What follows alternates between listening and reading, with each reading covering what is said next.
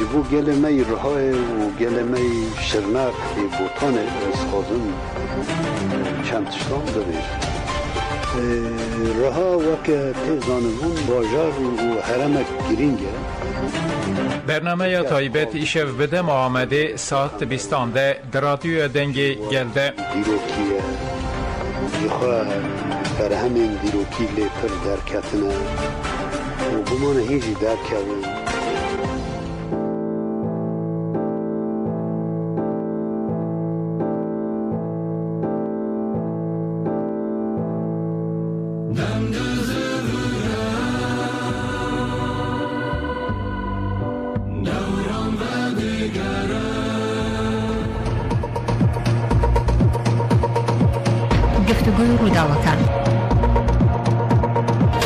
گفتگوی ڕووداوەکان بەرنامەیەکی سیاسیە هەموو ڕۆژانێکی چوارشەممە کاتژمێر 11 نیوەڕۆ پێشکەش دەکرێت. گفتگوی ڕووداوەکان ئەفتانە ڕوودا و پێشهاتەکان گفتگو دەکات.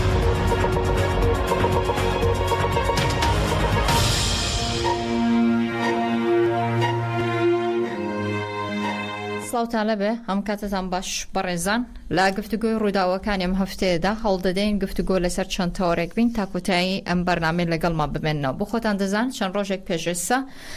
هێرشێکی گروپی ڕاگەزپەرستی تورک لە شاری هێوسنی زۆڵدەری بەلژیکا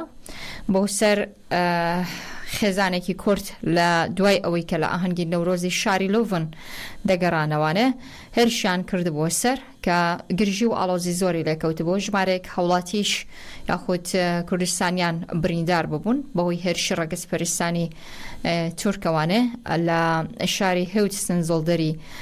بەلژیکادا باس لەوە دەکرا کە نزیکەی 40 کەس بریندار بوون برینی 2 کەسیان سەخت بوون ڕۆژێک دوایە و هێرشە کە جێدەکەی ئەوروپا لە بڕۆکسل بە هەماشۆ کۆنفرانسێکی ڕۆژنامەوانی ئەنجامدا و ئەو هێرشەی شەرمەزار کرد. هەوڵەدەین لەگەڵ زوبێدە زومرود هاوسەرۆکی کەجێدەکەی ئەوروپا لەسەر هێڵی تەلەفۆنە گفتوگۆی زیاترکەین. هەوا زوبێدە سڵاوت لەبێ سوپاس بەوەی کە میوانی ڕادیۆی دەنگی گەلی. سپاس بکەم خەبات خۆش. دەمەوێت سەرەتا پێمان بڵێ بۆ لەم کاتەدا ئەم هێرشی ڕەگەزپەرستانە بۆ سەرگەلی کوور دەکرێ و بەتایبەتی لە دوای ئاهەنگەکانی نەورۆزەوە. یا بەێ ئەv هێریش ئاسنا ئستا بە ئەو کنن هێریشێکی ئەم ببێژن گەرەکە مەر باش بنرخینە وەک شتە ینی وەک دەمێکی پلان سازکردنە گەلمێک ji newrozê derketiye hêrişî wan kirine yanî ew herema Belçikayê di wê mehlê de jî yani Türk faşîst dêdenin bi rastî ama dixwazin kî ew helwesta gelêmek di meha edarê da em bêjin kî ji dê cotmeyê heta îro derketiye holê dixwazin dibinê siya hinek aloziya da bêlin yani ev hêrişên faşizan jî li ser wê encamê asna dixwazin hêrişên gelê me bikin birîndar çêbûn rewşa birîndara tavkê hê xetere heye di rewşa birîndara da ama em bêjin kî ji bonekî hanî nexweşxanê da derman kirin berdewam dike dîsa hêrişên malbata mek malbatekî me Afrînê li wê derê hêrişên malbatê kiribûn işte وەک تەکبیر ئانین ئەمێ خانیا بشەوتینن ئەمێ ئەو کێ بکرد ئەv یانی دیرۆکێدا gelek cara li hemberên gelên Kurd em bêjin kî li hemberên aşîtîxwaz gelên aşîtîxwaz tiştên bûyerên awa qewimîn dîrokêda jî em bêjin kî hanî Sîvasê da Madamakê da însan şewîtin bi zindî şewtandin yani dîsa em bibêjin kî yani hêrişên Daişek li hemberên gelên Kurd Rojava da li Afrînê da li em bêjin li Şengalê da di Kobaniyê da wan jî tekbîr anî du işte Belçikayê da ji wê rojê dîsa li ser navê tekbîrê li ser navê dîn olê hêrişên gel kirin yani hêrişên gelên em bibêjin kî ewlahiya wî di welatê wî da tune wikî ew ki dewletên dagirker ji bo wan jiyan nêiştibû ji bo welatên Avrupayê ji xwe re wek ewleyî dîtin koçber bûna hatine bira Avrupayê devleta Avrupa'ya için van kesanı kare bu Paris'e yani medit yani de konkujiya Paris'e de derket ole dicar hem de Paris'e de hatın kuştun hatın katılkırın yutkhazın car kadını de Belçika'yı da veya kutbalatı ki Avrupa'da dikidine de dukhazın usabıkın em bir adı beşin yani devletin Avrupa'ya van emvecin ki gruben faşist gruben emvecin dukhazın Walatın Avrupa'da evki şereki desteği bakın devletin Avrupa gerekli civan arabın ev asten yani ne heylen tekin peşiyan dua ali emrevecin ki hukuka ali diplomasiya gor Avrupa'ya gerekli destur neden yani lehemberi gelip Kürt van faşistan dikevin nava hevdani ki ama gerekli bimin asten destur neden lemeji emrevecin ki leser jibuneki em da ali diplomasiya ali hukuka tekoşine bizden malbata veyseliyle bir de yani seriyle merciğin hukuki bedin ki jibuneki luan kesa doz den vekirin disa vejin ki jibu evlayı van malbata o malbata megdue kaheda rudinin jibu evlayı yavan yani jibuni gereki devlete Belçika ile hükümete belediye ve heremi evkuke yani dikevan nava hevdani ki ez dikineme usa duwe dere da yani bejin ki havali me revabri federasyonu ve hereme kesinlikle bir şara deriyera esasi eve yani yakşi aslında ev heyecanı kelacanak de meheda destek hamla azadiye reber apo وبخرة هيجانك آني جوشك آني حتى حشت عدارة أم بيجن حتى نوروزي يعني قلب كرد دوستين كردا بالتابعي لكولانا أم بيجن كي تاخادا قلنا أن بتشوف بلا أجري نوروزي أجري أزادي هات بيخصن يعني يك الوسط كدار كتولي دبي وان كان هذا her vesteki o embejin peyamigatında yine asla digelim Kürt, dostim Kürt ev herişin o ev embejin ki zulmakla hemberekele Kürt'u dosti Kürt'atken gel berves herinate ve dise yek peyameki derket ole tecrit ve şikandı bu azadiye reber apo fiziki azat ve eviyajی به میلیون درباز کردی. باشه. هوا زبده. برای چی نظر او مجارانه. دم باشه کی او کسانه مان باکی او کو هاوسروکی که جده که روزی دواتر حتی بونه بلژیکا و پریس کنفرانس کشتن کرده بو با آماده بونی زورگ ل کردستانیان لیره و هر همان روزیش لپخش راست خود در جورگ ل پک دادن دیسان روی دابو. لگل پلیسی بلژیکا او هیچ گفتگویی تان کرده بو اوی که شارەنووسی ئەو کەسانی کەم هێرشیان کردو لە تورکە ڕاگەسپەرستەکان دەستگیر کراون یاخود ناوچونکە زۆر قسە و باس هەبوو لەوەی کە پۆلیسی بەلژیکە وەکو پێویست مامەڵەی نەکردو و هەڵنەساوە بەوەی کە ئەم کەسانە دەستگیر کە تا چەند ئەمە ڕاستە یا tabii ev rojmet daxuyani ki da yani em tevlura kombun daxuyani lehemberi biyabum o kesin ki her şeyin malbata kirine kurda kirine yani evvenek derket hole derke o kes ben girtine yani çavaki yani embrejin ki büyerin disa usa ne kavmin şey ne ben kesin evheriş bekar anine ben girtine ne heji kesin embrejin ki jbu ve doze natiye girtine yani hani van faşista jvan kesek ne kirne devleta Belçika'yı embrejin dve koniyeda zaten Bangladeş'in meclis servi esası bun. Bu evlaya mrovaya, bu evlaya gela. Lazım ki van kesin herişin gelin Kürt kirine bana hesap yapıyorsun. Yani devlet bu kanunu bu hukuku bir ki asen bir tek ve peşe bana. Leheji ki mesela bejiki bu gırtınavan, bu evkavan müdahale van kirin که آگاهی که منه گرتیه یعنی یک چه او روزی جد هرمی داد کادی داد دیسا ام بیجی که پک دادن روی دا بله پرووکاسیونی که بکار بینن گاز آویتن هریش کرن بله yani eve evime mafeki demokratik mafeki parasına evleyiya gelen Kurd elvedere yani gelen yani kirine ve çünkü sakin Kurdin da Avrupa'da ama bana nasekin yani çilisteki esası nasekin aslında ev hezingle piştuanın duhazın şerreki bir kişinin Avrupa'yı yani de herema başure Kürdistan'ı Bakure Kürdistan'ı Rojlat'ta her çarpıcı Kürdistan'ın erişinle hemberin gelen Kurdike serneke diye yani ev betevu heze fıcı dibnevi şerrihani de maya ama duhazı şerrihani bir kişine nava Avrupa'da yani em nine way okay way let's em nine way işte em veciki devleta AKP fazla da Avrupa'da lehemberin kurda helvesteki tündi yani nişan bide o bedestin henik kesa Kurd da Avrupa'da باشه بو وی پیش بم شر بگیره و نیت اروپا و جنابت بسیه کی و بو وی بان نکشه بو کامل بابتی دیکه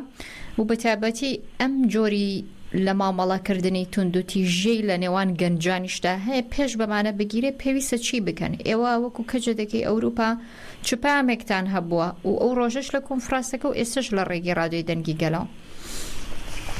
yani pevist evin pevist yani emliki deri divin brabben ki yerim edbe brabbe peyvaju ekiye tekoşin ekiye ev peyvaju tekoşin helvasta gel helvasta me gereki ev be serbiye esası be ve her geleki emji khodi maf khodi nasnama khodi emvejin mafi khudun le serbiye esasıcı ve ihtineki lazım gereki hem karbinle hem berivan heriş yapı sekinin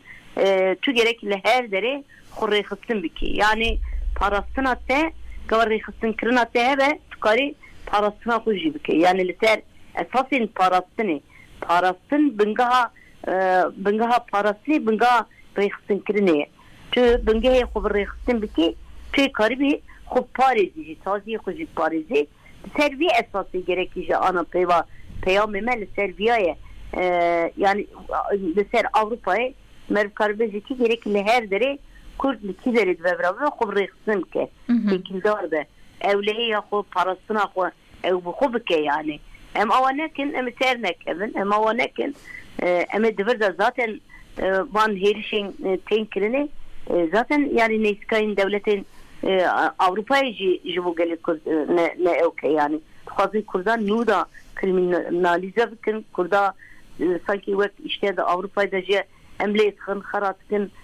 dişkinin tuhazın imajı ki avaki derxin hole ama hem destur nadın biya. باشه ایوکو هاوسروکی که جده که اروپا هیچ گفتگوی تان بتابتی لکاتنا بلژیکا یا خود لولاتی کلید منن هیچ گفتگوی تان لقل برپرسان دا کردو برپرسانی لانی اروپا ما بس مهم بلژیکا هم آلمانیا تاو کنه بتابتی بلژیکا تاو کو پیش لم جوره هرشانه بگره بوی معامله کی نادروس نگن لقل کردان دا بتابتی لبلژیکا چونکه ام هرش زورتر لنا و بلژیکا زور زقتر بوتوانه yani Belçika'yı demi beri de yetiştin ava derketine olay dem henin yani bele duhazın yani provokasyonun ava kiçevkin le em nine van provokasyona yani ne eme verin ne eme beylin geleme verin le hemberi vana bersvayri mazın tekoşin kirine yani tekoşin eme bersi bidin o de ava ki linge kidini linge da ali hukuki da ali emvejiki diplomasiye da hevditina da eme tekoşina uybikin serkevin ve zihniyeti mahkum bikin ser bir esası aslında Belçika'yla ji ki Belçika'ya devlet apre Belçika jibu lemberi me emvejiki helvesteki pırtundijinin jibu okey yani mesela da Almanya'da hani Kürt lista terör edanın yani PKK ve teröre listedaya ama Belçika devleta Belçika'yı aslında dven Kürt ne teröristin yani servi okey vanji yani emvejin helvesteki vanji ama le Serbiya listeki بدستن اوكي هي يعني بدستن فاشيستا بدستن يعني دولتا ترك اوك ننه جوداتر ننه Türkiye fazla devir da jidver çıkayda او كنكن يعني سازيه ملوران تلفزيون ملورايا ام لو يدري راح كان نفس بسنين انكي تخازن دوي درجه جمرات تاجمكن يعني هريشين سازيه بكنوكن لا ام جريك نين فيلسكي دستور ندل يعني ابي بخازه يعني هريشين ما بكن هريشين مالي ما بكن ام ببيجن ام دستور نادن دستور جي ندل اما ام نين ليسكي وانجي çünkü hani em ne belki babi kesin ki em seri kul beron kıymetkin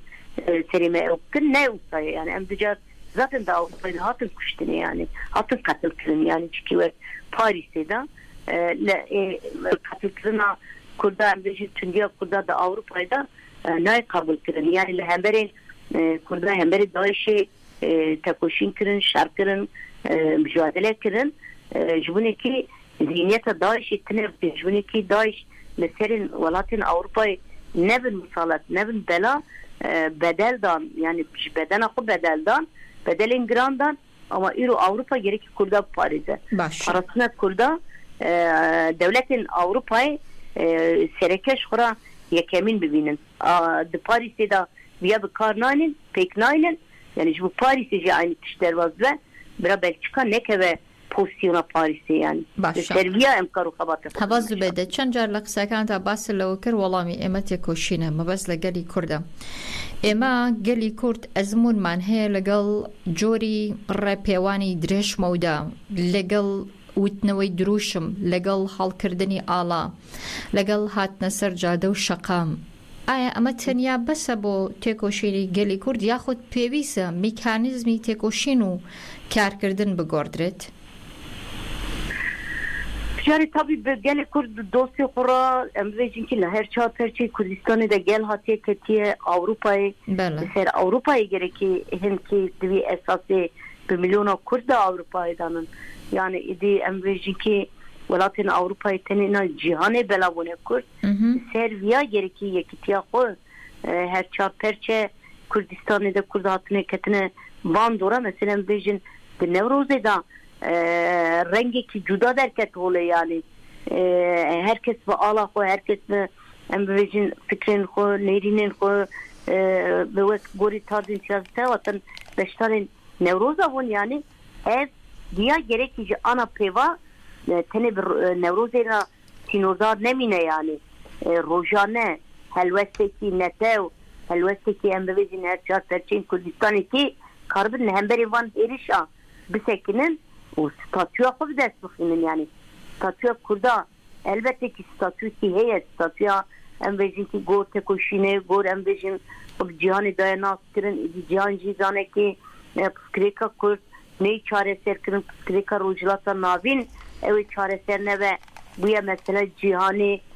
statüya rojava bir deste ko bir tekoşine ko rojava statüya ki çekiliyor yani ev statüya aslında statüya gelaya ama bir fermi nav devleti da devletin Avrupa'yı devletin bejin cihani statüya gelip kurdidi her dere beynaskirin evet gelip giringe yani yerçiye helvetin netev derket holu derket peş eviye em bu güherin tekin vek rehasın vek tekoşin vek sivaneki idi tevi kurd o gelan nabnevi sivane da asna tekoşina o bir de kabul kırın hani lehembere biya gereki kavak em ev bu sekinin ev herişi ev edi kembel kesikar heriş ajit tevke mesela esası aslında em mesele bu sekinin bu kura ev ki derket maha adari bahar zaten meheki berkudere meheki tekoşer lejdiru ke hatta ana ev yaji سپاسەکەم دنیا سپاسەکەم زوبێدە زمرود هاوسەرۆکی کەجەدەکە ئەوروپا دنیا سپاس بۆی کە لەگەڵمان بوویت ڕۆژێکی خۆشتان هەبێت پاسکمەمژی خەبەت خۆش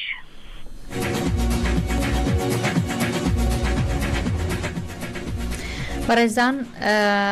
یەکێکی دیکە لەو مژارانەی کە هەوڵەدەین ئەمڕۆ خۆمان بگەینە یەکێک لەو کارمەندە تەندروستیان ناڕازێتیانەی کە لە باشووری کوردستان هەن ئێستا بۆی پێنەدانی موچەکانیانەوە بەشێکی زۆر لە نەخۆشخانە و مەڵبەندە تەندروستیەکان لە سنووری هەڵەبجە شارە زور سەی سادق پێنجێن بایکۆتی داوامی نەخۆشخانە و مەڵبەندە تەندروستیەکانیان کردووە و داوام ڕاگیراوە ئاژانسەکانی هەواڵ باسەوە دەکەن بۆی پێنەدانی موچەکانیان بەشێکی زۆری نەخۆشخانە و ماڵبەندە تەندروستیەکان لە سنووری هەڵەبجە شارەزور سەی سادق پێنجوێن بایکۆتی نەخۆشخانە و ماڵبەندە تەندروستیەکانیان کرد و چارەسەری هیچ نەخۆشێکیش لە نەخۆشخانەکاندا ناکرێت. نزیکەی 2 مانگە حکوومەتی کاربڕێکەری هەرێم موچەی فەرمانبەرانی دابش نەکردو بۆ هۆشۆ لە تەواوی دامەزراوە حکومەکاندا لە سنووری سلێمانی هەڵەبجە بایکۆتیان دەست پێ کردووە و ئەمەش ناڕزایەتێکی زۆری هاوڵاتیانی بەدوای خۆیدا هێناوەتەوانێ هەر لەو چوارچێوەیەدا هەر بەهۆی دابش نەکردنی موچەکانی شانەوە هەوڵەدەین بچینە لای هاوکارانم دەڵێن میوانەکەت ئامادەیە وەکو ئاماژەم پێدا بە نزیکەی چەند مانگێک زیاترێکە بێت لە باشووری کوردستاندا موچە نادرێ عومەر حەمەعەلی فەرمانبەری ناڕازی و کارمەندی تەندروستی لەسەر هێڵی تەلەفۆنمانە لەگەڵێ کاک عومەر سڵاوت لەبێ بەیانیت باش سپاس بۆی کە میوانی ڕادیۆی دەنگی گەلی بانیتان باش سەرچاو کاک عومەر دەمێ پەمان بڵێ سوپاس دەکەین سڵاو بۆ جەنابیشت پەمان بڵێ چەند مانگە بە دیاریکراوی ئێوە موچەتان وەرنەگرتووە و لە کێیەکی شەوە دەستان کردو بە بایکۆت ئەوەی ڕاستی بێت ئەم کێشەیە چەندین ساڵە دووبارە بۆتەوە لە 2014ەوە ئەمە کێشەی کارمەندان و سەرجەم موچەخۆرانە ساڵانی پێشوو جگە لە هێزە سەربازیەکان هەموو موچەخۆرانی کوردستان تووشی ئەم کێشەیە بوون و ئێستاش بە بەردەوامی هەر هەیە و ئەمە 6 مانگی ڕێکە تەنها یەک موچە وەرگیراوە بە نسبەت فەرمانبەرانەوە کە زۆر کێشەیەکی دارایی و قەیرانێکی ئابووری بۆ دروست کردی لە 6 مانگە تەنیا یەک موچە دراو موچەکە بە کاملی دراو یاخود بەنیوە موچە بە کاملی دراوە بڵێ باشە بەڵام بە ئەوە بزانن کە چەند ساڵە پلە بەرزکردنەوە وەستاوە یعنی هەر ئەکاتە ئەوەی کە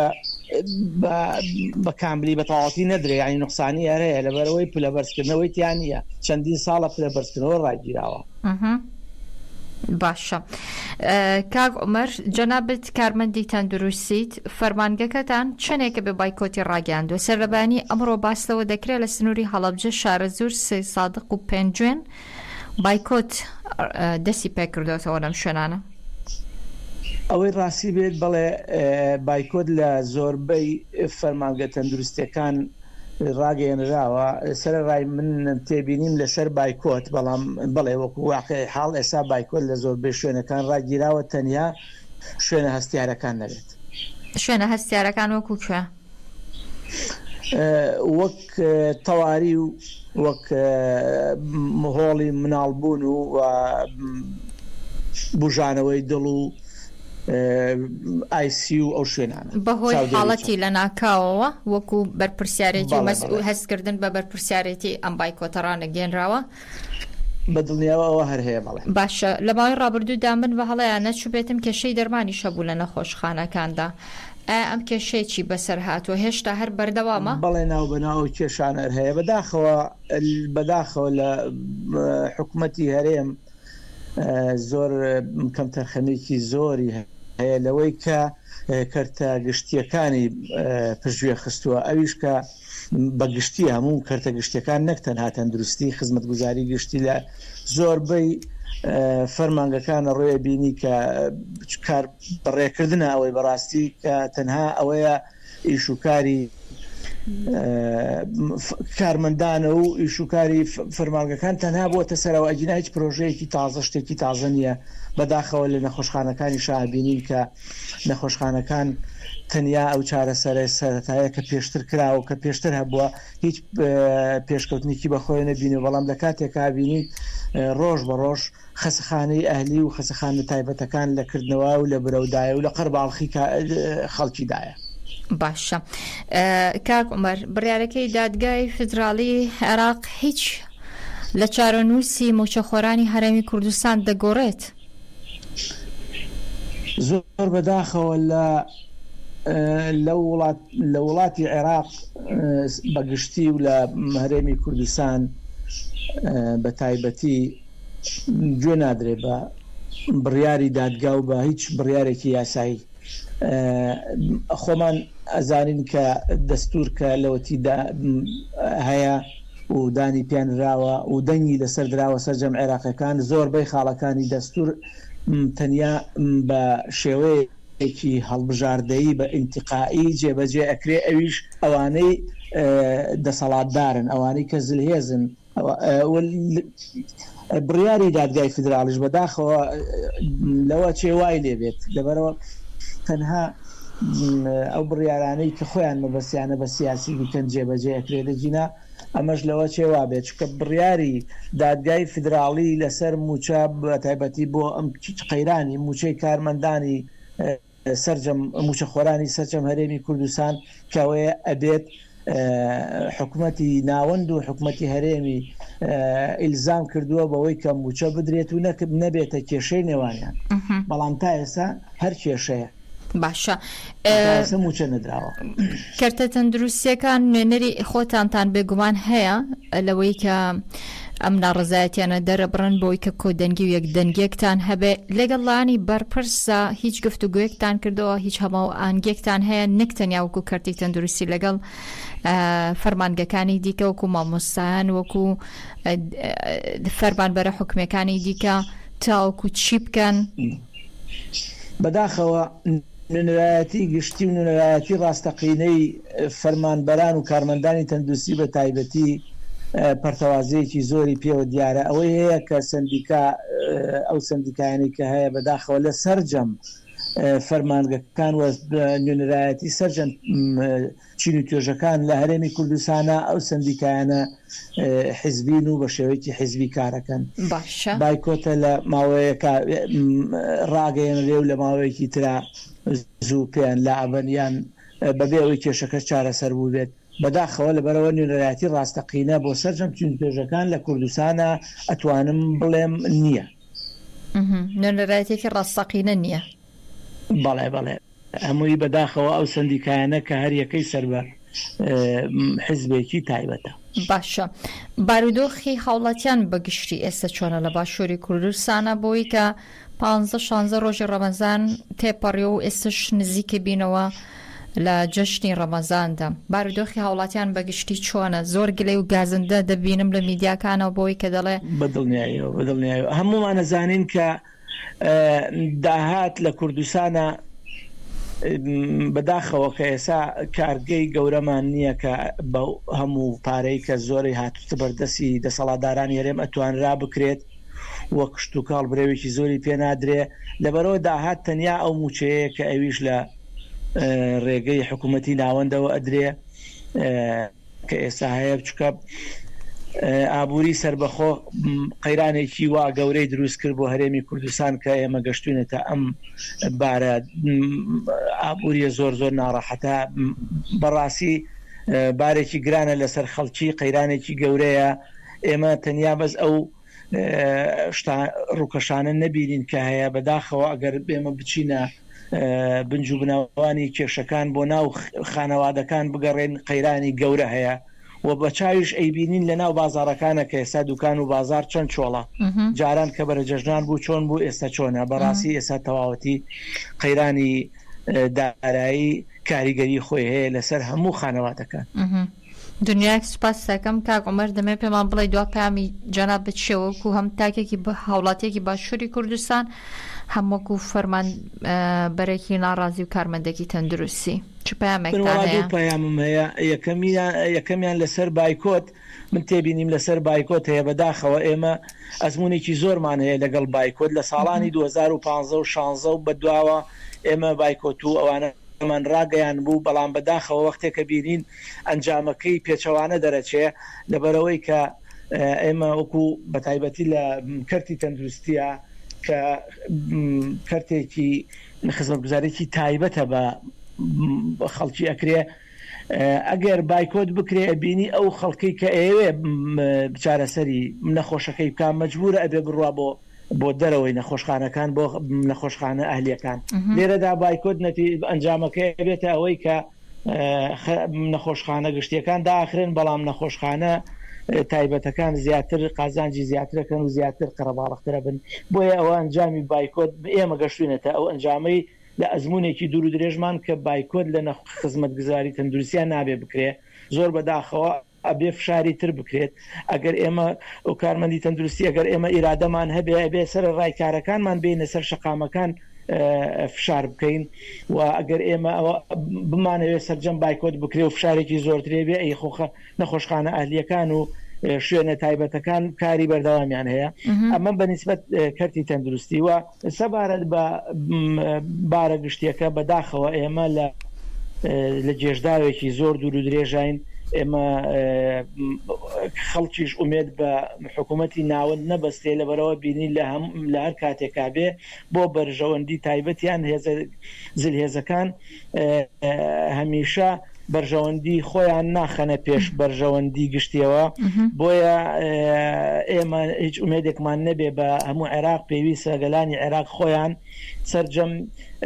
لەوە یەکگرتوو بن لەوەی کە هێزێکی تازە دروست بێ بۆ ئەوەی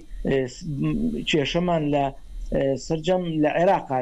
ڕزگار بێ و هەرێمی کوردستانی بە تایبەتی ئەبینین ئەو حکوومەتە کە ئێستا هەیە بەداخەوە خۆی سەلماندی کە جارێکی تر ناتوانێت چارەسەری کێشەکانی هەرێمی کوردستان بکات چارەسەری کێشەی ئابووری بکات کێشەی هەموو کێشەکان چارەسەر بکات لەبەر ئەوەی ئەزمووی چەند ساڵەی پیان ڕاگەیانن کە دوو ئیدارەیی و کە کێشەی وابەستەبوون بە هێزەکانی چواردەور و بە هێزە داگیرکەرەکان وای کردووە کە حکوومەتی هەرێم گەشتۆتە بنبەس بۆیە هیچ من ئومێدێکم بە حکوومەتە نییە کە بتوانێت چارەسەری کێشەکان بکات زۆر بەداخەوە دونیاک سوپاس دەکەن عومەر حەمەعەلی فەرمانبەری ناڕازی و کارمەندی تەندروستی لە سلێمانی و لەگەڵمان بووی ڕۆژێکی خۆشتان هەبێت خۆشتر زۆر سوپاس بۆ ئێوەش خواافز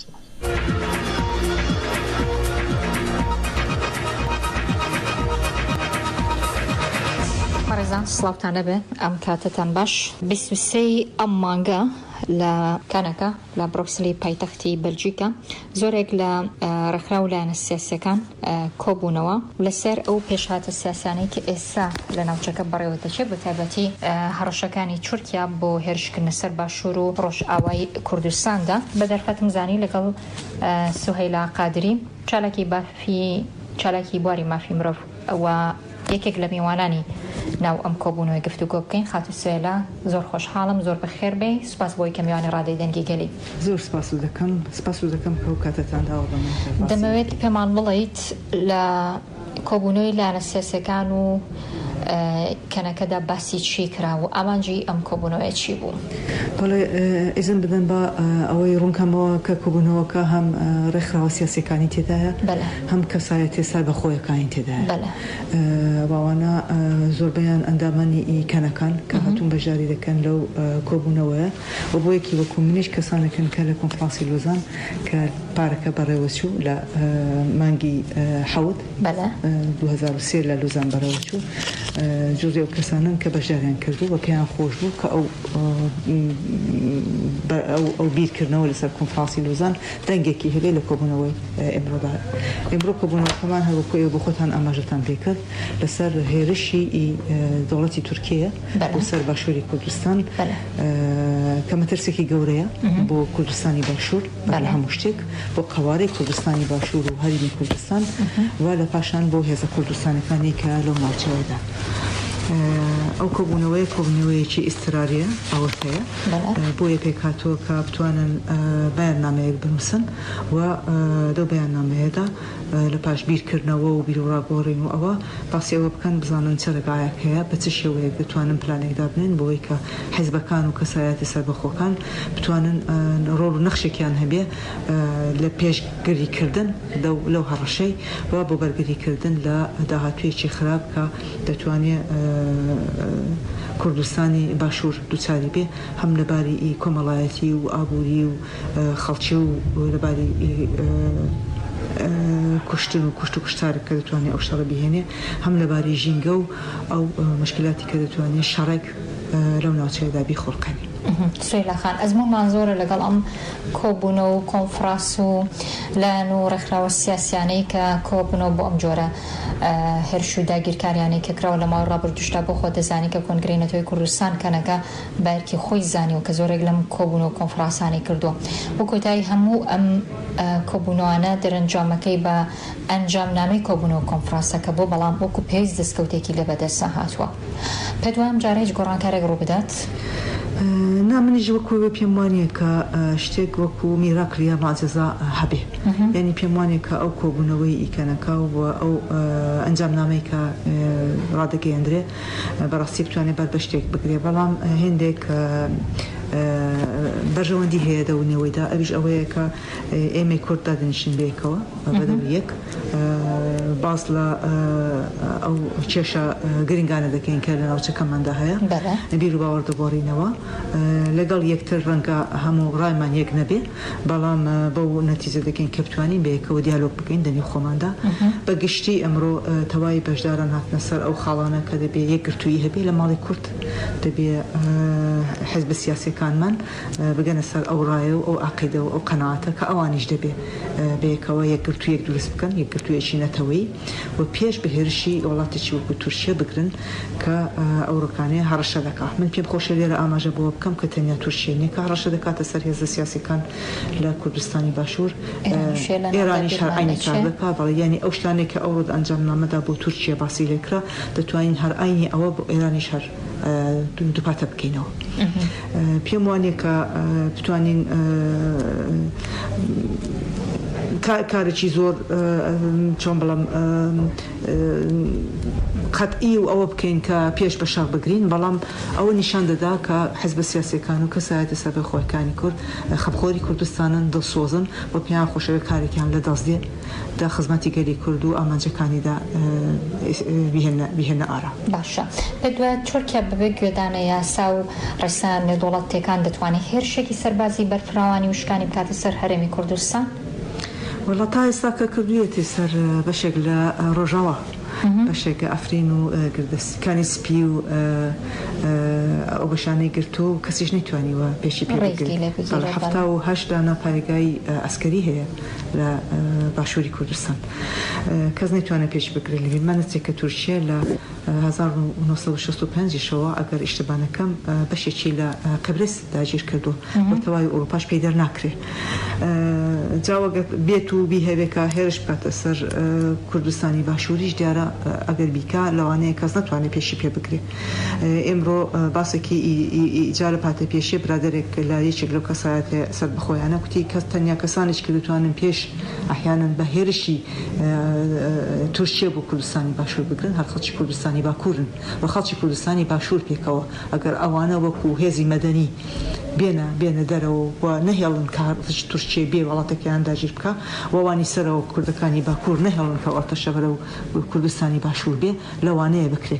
کارێکی لە پێشدا بکرێنی خەڵکی بن بەرگری بکەن لەو کارە لەناخۆ تورکیا لە کەس ترسی نەبووە تاڕانەکانی چەندین جیکاشی داگیر کردو و بەداخەوە ئێستا ئەمە لە دنیایەکداین کە زۆر و فشاری دەوڵەتەکان دەتوانێت بێجواب بمێنێتەوە و ئەومان دیوە لەگەڵ تورکیا هەمچنانچی دیتمان لە دەریایی مەدیتەرانە خەریکە لە دەوری بەری لیبی بەبێەوەی کە ئیجازە هەبێ خەریکە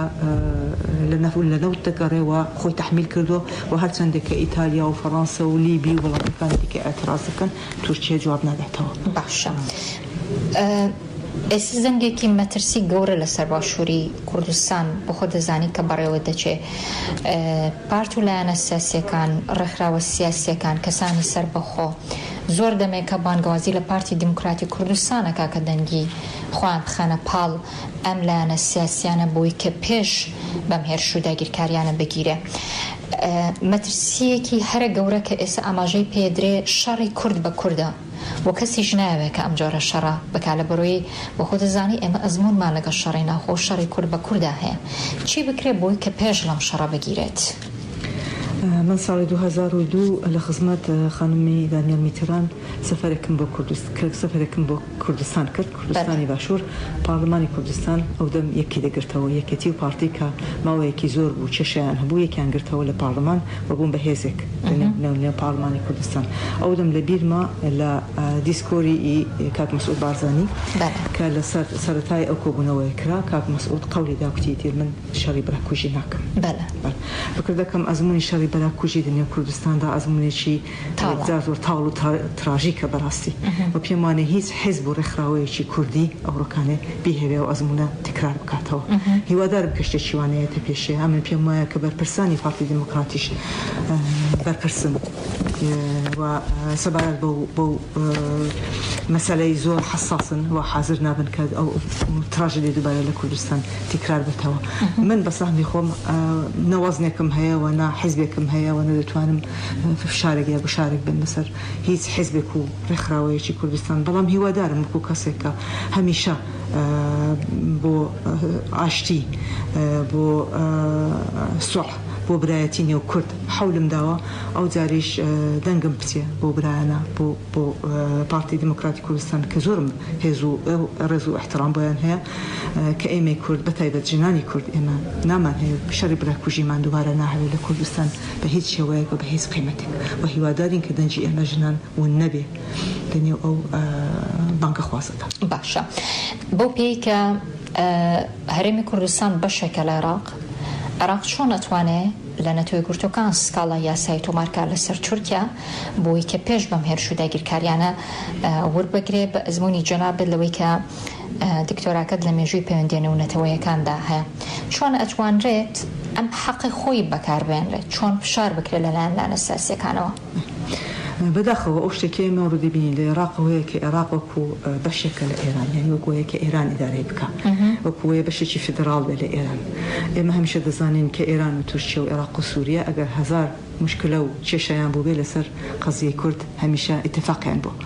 ولا صار 1930 حوته ولا بيماني سعد آباد ودستي فكر 1950 هو بس انتو ختم كرا 1970 تجربة تالي بيماني الجزائر من هي وبدو أي بيشتهر أوا إصاج ولا بينين كولاتنا شون خريكا لسر داجير كردني ولاتي كردي وسر كرد كردني كرد بقشتي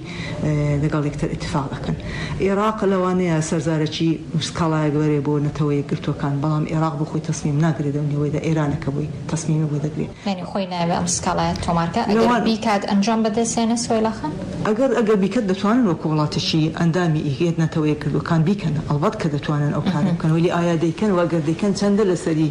سور دبن سند بافشاري ده كان لسر أو سكالا إخوان فخاطر ويكو العراق حكومة العراق نيك تصميم دقري وإيران وأوجورك ما جمع بيكر لا والله وإيران جو تركيا هربي خوشني كرد سري بيا وبيا تفاصيله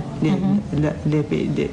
بتواني بكشة لبر أويا كمان بيرد كموا لو أنا سرزاركي العراق بتواني اعتراضك بكا فلان بيما بزور زوبي دنجيلي دكا أويا كيما دبي بزانين دقرين نوصل أو مسألة ككرد دبي بشتي أكتر بقري كرد دبي بيكوا يقدن جيها بي كرد دبي دقال أكتر اتحادهم بس جيها بي بويك الدنجة كي هبة الدنيا ده يعني ببيتشواني أو كإم إس شوار دشكراين لست شوار بلاتي نافش دادجين همو من ملتيجين هر مشكلة شيء لبشكل كردستان ده تبيشه بو بشكل لقلي كرد ضل كرد كان يديك وإيش دنيا وما بيما هو حزب السياسي كان من نراني إيمن لهر كامل بشكاني كردستان إما باور من بيانا ما بيما خوش أوان بتوانن نونري إما بندنجي إما بندرة وابويا تشاو ماليانا كأوان بتوانن دنجي خوان بكن بيك كاركي وانا كان كدولة كاني كدج بالكردن بين ده سياستي أوان ده دخلت كان ودوباره كرد تجي كرد بشار بتن سويلا خان كم خوشة جواز لما بتاني كباسمان كرأي جنابت بزانم لمباريو كارو خباتي خانماني سياسي لباشوري كردستان چون هلسان جنيد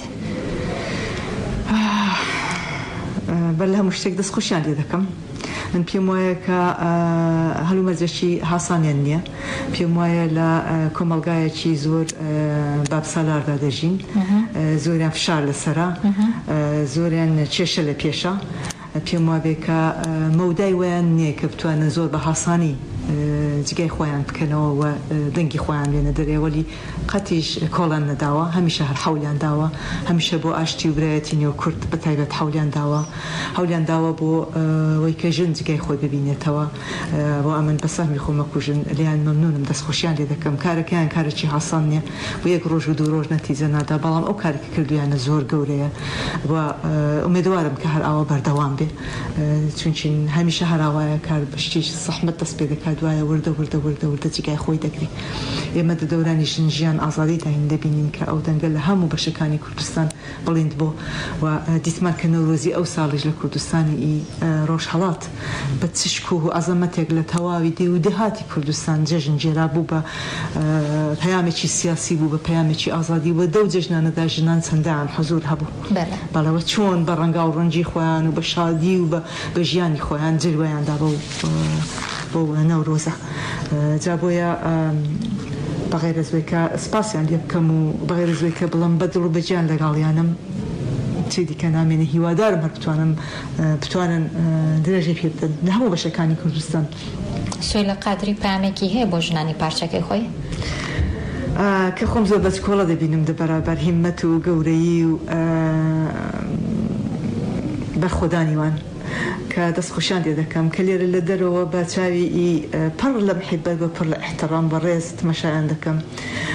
هیوادارم کە ئەگەر دەنگێکە بێ ئاوا لە جگایەک بتوانم ئەگەر ئەوان ناتوانن من بتوانم دەنگی وان بم و لەوەیدا 100% ئیمانم هەیە کە سەدەی 21 سەدەی ژنانە سەدەیەکە کە ژن دێنە سەرکار سەدەیەکە کە ژن حەقی خۆی وەردەگرێ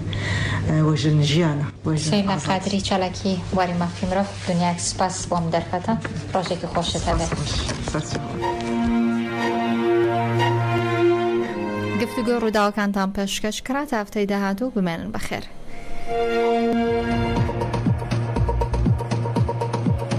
گفتوگۆی ڕووداوەکان